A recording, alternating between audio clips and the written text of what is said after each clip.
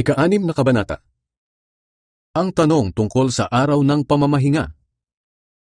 Isang araw ng pamamahinga, napadaan sina Jesus sa triguhan. Namitas ng trigo ang mga tagasunod niya, at niligis ito sa mga kamay nila, at pagkatapos ay kinain ng mga butil. Kaya sinabi ng ilang Pariseyo, "Bakit kayo gumagawa ng ipinagbabawal sa araw ng pamamahinga?" Sinagot sila ni Jesus, "Hindi ba ninyo nabasa sa kasulatan ang ginawa ni David nang magutom siya at ang mga kasamahan niya? Pumasok siya sa bahay ng Diyos at kumuha ng tinapay na inihandog sa Diyos at kinain ito. Binigyan din niya ang mga kasamahan niya.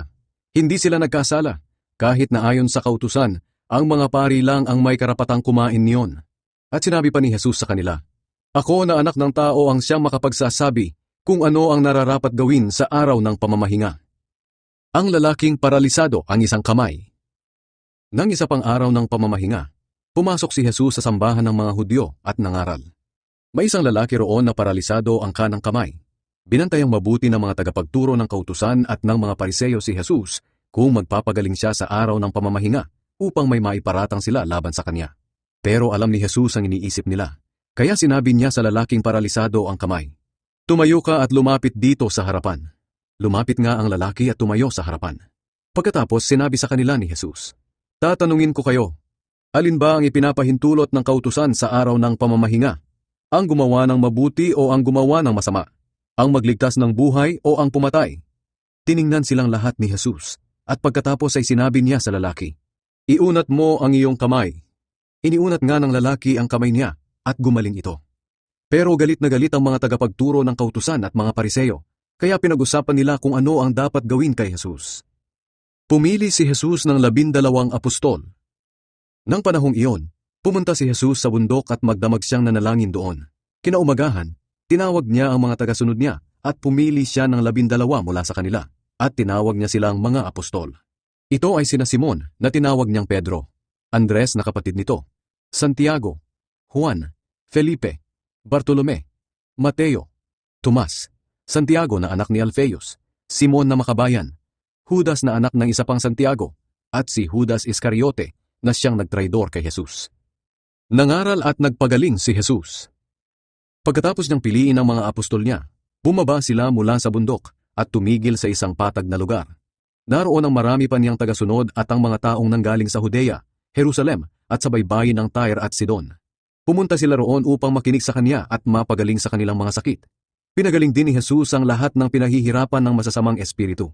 Sinikap na lahat ng tao roon na mahipo siya, dahil may kapangyarihang nagmumula sa kanya na nakapagpapagaling sa lahat. Ang mapalad at ang nakakaawa. Tiningnan ni Jesus ang mga tagasunod niya at sinabi sa kanila, "Mapalad kayong mga mahihirap, dahil kabilang kayo sa kaharian ng Diyos. Mapalad kayong mga nagugutom ngayon, dahil bubusugin kayo. Mapalad kayong mga umiiyak ngayon, dahil tatawa kayo. Mapalad kayo kung dahil sa pagsunod ninyo sa akin na anak ng tao, ay kamuhian kayo, itakwil, insultuhin, at siraan ang inyong pangalan. Ganoon din ang ginawa ng kanilang mga ninuno sa mga propeta noon. Kaya kung gawin ito sa inyo, magalak kayo at lumukso sa tuwa, dahil malaki ang gantimpala ninyo sa langit. Ngunit nakakaawa kayong mga mayayaman, dahil tinanggap na ninyo ang inyong kaligayahan. Nakakaawa kayong mga busog ngayon, dahil magugutom kayo. Nakakaawa kayong mga tumatawa ngayon, dahil magdadalamhati kayo at iiyak.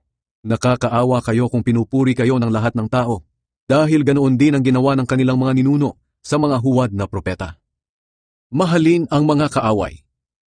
Ngunit sinasabi ko sa inyo na mga nakikinig sa akin, mahalin ninyo ang inyong mga kaaway. Maging mabuti kayo sa mga galit sa inyo. Pagpalain ninyo ang mga umaalipusta sa inyo, at idalangin ninyo ang mga nagmamalupit sa inyo. Kapag sinampal ka sa isang pisngi, iharap mo rin ang kabila. Kapag may gustong kumuha ng balabal mo, ibigay mo. At kung pati ang damit mo ay kinukuha niya, ibigay mo na rin. Bigyan mo ang sinumang humihingi sa iyo. At kapag may kumuha ng iyong ari-arian, ay huwag mo na itong bawiin pa. Gawin ninyo sa inyong kapwa ang gusto ninyong gawin nila sa inyo. Kung ang mamahalin lang ninyo ay ang mga nagmamahal sa inyo, anong gantimpala ang matatanggap ninyo mula sa Diyos? Ginagawa rin iyan ng masasamang tao. At kung ang gagawan lang ninyo ng mabuti ay ang mga taong mabuti sa inyo, anong gantimpala ang matatanggap ninyo mula sa Diyos? Ginagawa rin iyan ng masasamang tao. At kung ang pinahihiram lang ninyo ay ang mga taong inaasahan ninyong makakabayad sa inyo, anong gantimpala ang matatanggap ninyo mula sa Diyos? Kahit ang masasamang tao ay nagpapahiram din sa kapwa nila masama, sa pag-asang babayaran sila. Ito ang inyong gawin. Mahalin ninyo ang inyong mga kaaway, at gumawa kayo ng mabuti sa kanila. Kung magpapahiram kayo ng hindi umaasa ng anumang kabayaran, at malaking gantimpala ang tatanggapin ninyo, at makikilala kayong mga anak ng kataas-taasang Diyos. Sapagkat mabuti siya kahit sa mga taong masama at walang utang na loob. Maging maawain kayo tulad ng inyong Ama. Huwag husgahan ang kapwa. Huwag ninyong husgahan ang iba, upang hindi rin kayo husgahan ng Diyos. Huwag kayong magsabi na dapat silang parusahan ng Diyos, upang hindi rin niya kayo parusahan. Magpatawad kayo, upang patawarin din kayo ng Diyos. Magbigay kayo upang bigyan din kayo ng Diyos. Ibabalik sa inyo ng sobra-sobra at umaapaw ang ibinigay ninyo. Sapagkat kung paano kayo magbigay sa iba, ganoon din ang pagbibigay ng Diyos sa inyo. Pagkatapos sinabi ni Jesus sa kanila ang talinghaga na ito. Hindi maaaring maging taga-akay ng bulag ang kapwa bulag, dahil pareho silang mahuhulog sa hukay kapag ginawa iyon. Walang mag-aaral na mas higit sa kanyang guro, ngunit kapag lubusan ng naturuan, magiging katulad siya ng kanyang guro. Bakit mo pinupuna ang munting puwing sa mata ng kapwa mo, pero hindi mo naman pinapansin ang malatrosong puwing sa mata mo? Paano mo masasabi sa kanya, "Kapatid, hayaan mong alisin ko ang puwing sa mata mo," gayong hindi mo nakikita ang malatrosong puwing sa mata mo? Mapagkunwari, alisin mo muna ang malatrosong puwing sa mata mo, nang sa ganoon ay makakita kang mabuti para maalis mo ang puwing sa mata ng kapwa mo. Nakikilala ang puno sa bunga nito. Ang mabuting puno ay hindi namumunga ng masama, at ang masamang puno ay hindi namumunga ng mabuti. Ang bawat puno ay nakikilala sa bunga nito. Ang matitinik na halaman ay hindi namumunga ng igos o ubas. Ganoon din naman ang tao. Ang mabuting tao ay nagsasalita ng mabuti dahil puno ng kabutihan ang puso niya. Ngunit ang masamang tao ay nagsasalita ng masama dahil puno ng kasamaan ng puso niya. Sapagkat kung ano ang nasa puso ng isang tao, yun din ang lumalabas sa kaniyang bibig.